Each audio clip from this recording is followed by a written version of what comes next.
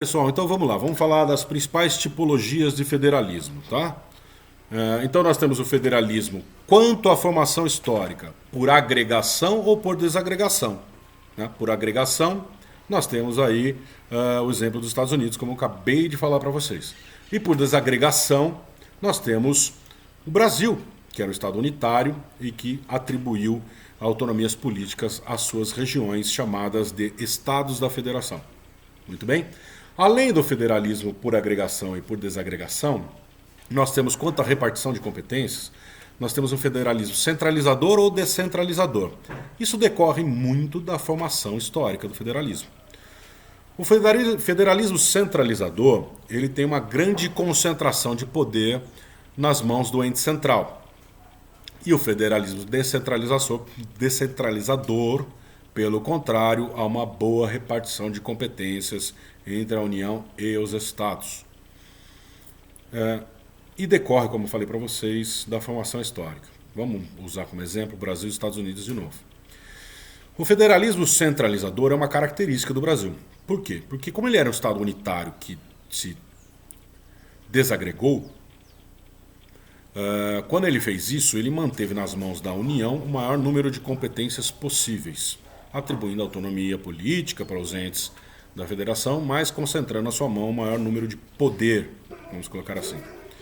Ao contrário, aconteceu nos Estados Unidos, onde nós tínhamos estados soberanos, independentes, que abriram mão de suas liberdades, de suas soberanias, deixaram de ser soberanos, mas mantiveram o maior número possível de liberdades, de autonomias políticas em suas mãos.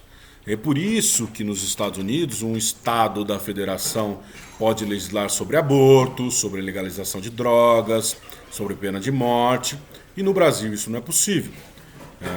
Todos esses temas estão na mão da União. Só a União pode legislar sobre penas, sobre direito penal, sobre legalização de drogas, consequentemente, e sobre legalização do aborto, tá? Além do federalismo centralizador e descentralizador, nós temos o federalismo dual ou cooperativo. Veja bem, aqui nós temos um critério de separação ou não de atribuições. Não é de concentração de poder, como na classificação anterior. Aqui nós temos assim.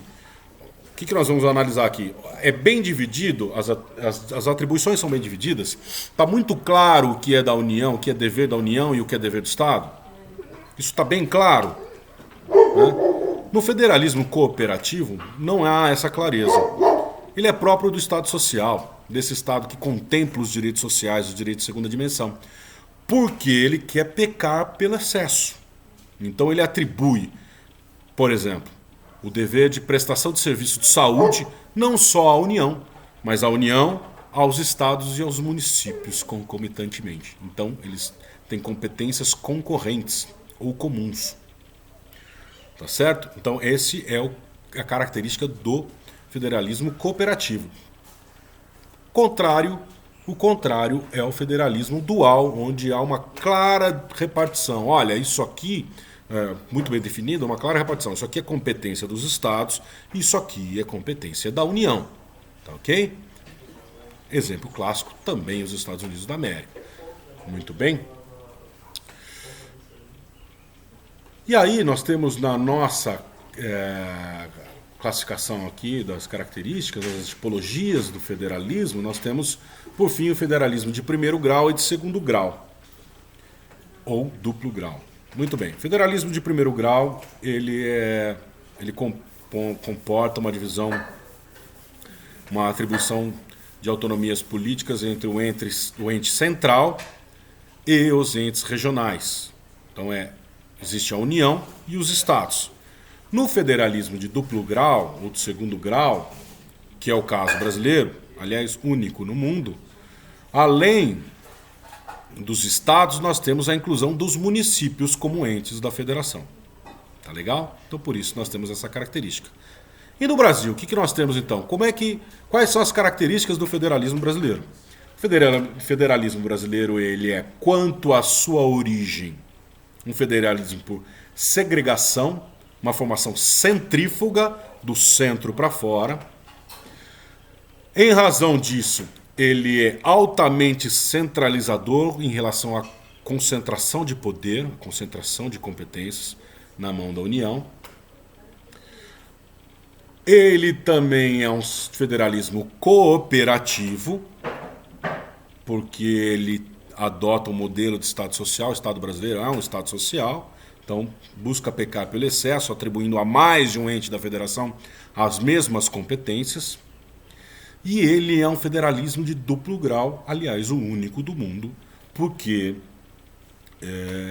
nós somos o único Estado do mundo que adotamos um federalismo em que os municípios são entes da federação.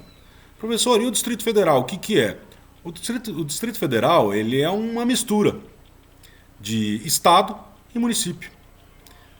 Mistura? É a mistura mesmo, porque a ele são atribuídas as mesmas competências dos estados e dos municípios. Diferem dos municípios em vários aspectos e diferem dos estados em tantos outros aspectos. Então nós temos como entes da federação a União, os estados, o Distrito Federal e os municípios. Tá legal, pessoal? Ficamos por aqui nesse plano de aula. Ficou um pouquinho mais curto do que os outros para a gente terminar o plano de aula 2 e voltamos para o próximo plano fazer uma revisão da matéria que nós vimos a semana passada. Eu gravei vídeo para vocês a semana passada. Mas como eu combinei com vocês que eu faria uma revisão, eu estou fazendo. Tá? Eu ia a princípio fazer pelo Zoom, mas vocês fizeram um pedido que as aulas fossem gravadas, então eu vou fazer, estou fazendo esses vídeos e nós vamos tirar dúvidas pelo fórum, tá bom? Até daqui a pouquinho.